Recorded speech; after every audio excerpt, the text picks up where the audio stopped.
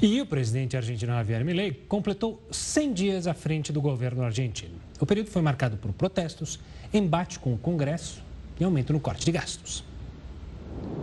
O principal lema durante os 100 dias de Javier Milei na presidência argentina foi "não há dinheiro". Essa foi a justificativa do governo para aumentar o corte de gastos e trabalhar em projetos para tentar melhorar os índices econômicos. Mas nesse período, as principais propostas sofreram derrotas no Congresso. A Lei Ônibus, que tinha como objetivo realizar uma reforma liberal no país, teve os principais artigos rejeitados pelos parlamentares em fevereiro. Milei foi derrotado também com o mega decreto. Na semana passada, o Senado rejeitou a lei com mais de 600 artigos que abria caminho para privatizações e flexibilizava o mercado de trabalho. O texto ainda vai ser analisado pela Câmara. Enquanto isso, o decreto segue valendo. Na parte do corte de gastos, Milei suspendeu obras públicas, revogou o contrato de estatais, incluindo uma agência de notícias que foi fechada no início deste mês.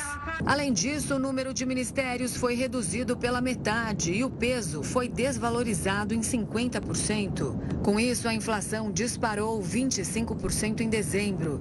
Já no último mês, o índice recuou para 13%. O controle de gastos apresentou resultados nos primeiros meses do ano. Em janeiro e fevereiro, o país registrou superávit financeiro, algo que não acontecia desde 2011. A meta do presidente é alcançar déficit zero ainda neste ano. As tentativas de mudanças econômicas, corte de funcionários públicos e fechamento de empresas estatais aumentaram o número de protestos. Ainda em janeiro, Milei enfrentou a primeira greve geral do mandato com apenas 45 dias na presidência. Na ocasião, as centrais sindicais convocaram a paralisação contra o plano de reajuste fiscal e as reformas econômicas. Desde o início do governo, a política com protestos foi de tolerância zero.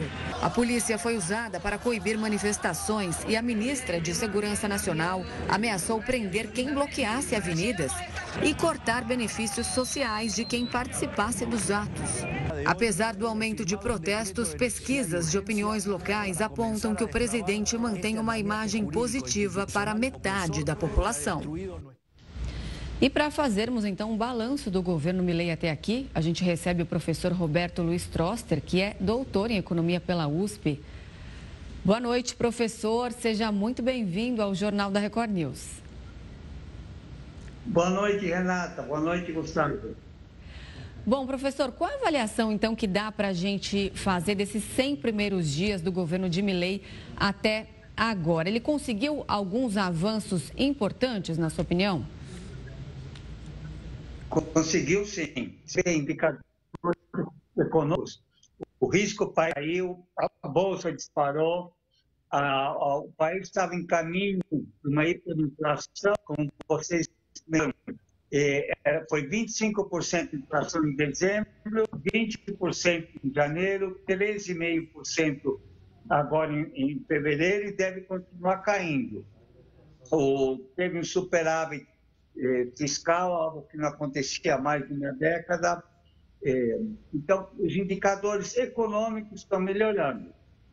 Tem um custo social muito grande que tem que ser muito bem calibrado. Quer dizer, quanto do aperto você tira da população, ou quanto a população consegue, e quanto que você consegue fazer o aperto no Estado. Se por um lado você tem muita gordura no Estado argentino, como você tem no brasileiro também, você tem funções essenciais do Estado que tem que continuar acontecendo. Lembre que política econômica é para promover o bem do país. O crescer em si, ou superávit em si, são só metas intermediárias. Ele tem um projeto de longo prazo. Agora, para que esse projeto funcione, ele tem que saber calibrar muito bem aonde que ele aperta, o que ele corta, aonde que ele tem que gastar mais. E essa é a grande mágica de quando você muda de um regime para outro tipo de regime econômico. Professor, uma boa noite da minha parte. Você analisou aí os pontos positivos de Javier Milei. A gente poderia apontar quais seriam os pontos negativos desses primeiros 100 dias? Aonde que ele possivelmente errou, se é que ele errou nesses 100 dias?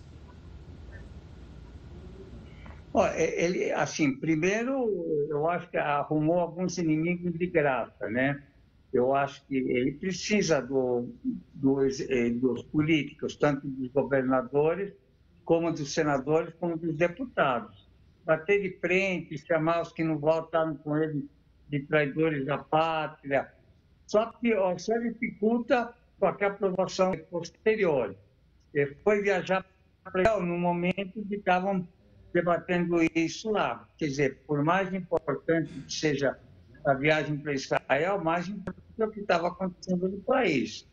Terceiro, uma preocupação maior tem que ter com a população, com aposentados, com o equivalente à Bolsa Família daqui. Tentamos vender melhor o projeto dele. Eu acho que ele tem apoio da população, porque a população acredita no projeto dele, mas ele tem que vender melhor esse projeto. Professor, você citou o fato do governo ter conseguido 2 superávites seguidos nos 2 primeiros meses do ano, algo que não acontecia aí desde 2011, sem dúvida, então, algo positivo para o governo, mas de que forma ele vai conseguir se sustentar, assim, manter essa linha daqui para frente? Bom, a capacidade de fazer o dele está diminuindo. Primeiro, porque, como você está tendo uma desaceleração da economia, as receitas não vão subir. Cortes, ele já fez todos os cortes que podia. Ele está agora fazendo alguns cortes mais usando a inflação. A taxa de juros da dívida pública é menor que a inflação. Então, você tem uma redução da dívida por isso. Uma série de salários, contratos, tudo, ele está deixando a inflação corroer. Mas isso também tem limites. Do que depende agora? Que a economia comece a reagir mais rapidamente com o descontentamento popular.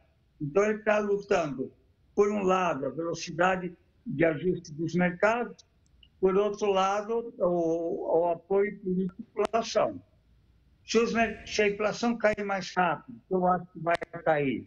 Se você não tiver grandes consequências, a deterioração no emprego, se você começar a aumentar investimentos, e se você não tiver nenhum choque externo, uma coisa assim, ele pode aos poucos ir mudando o modelo econômico da Argentina. Se demorar muito para os mercados reagirem, aí você vai começar a ter mais descontentamento e aí o país vai caminhar para uma nova crise. Tá certo, professor Troster. Obrigado pela participação aqui conosco, analisando e ajudando a gente a entender esses 100 dias de Milei. Um forte abraço e até a próxima. Boa noite, um forte abraço, Gustavo. Um abraço para mim.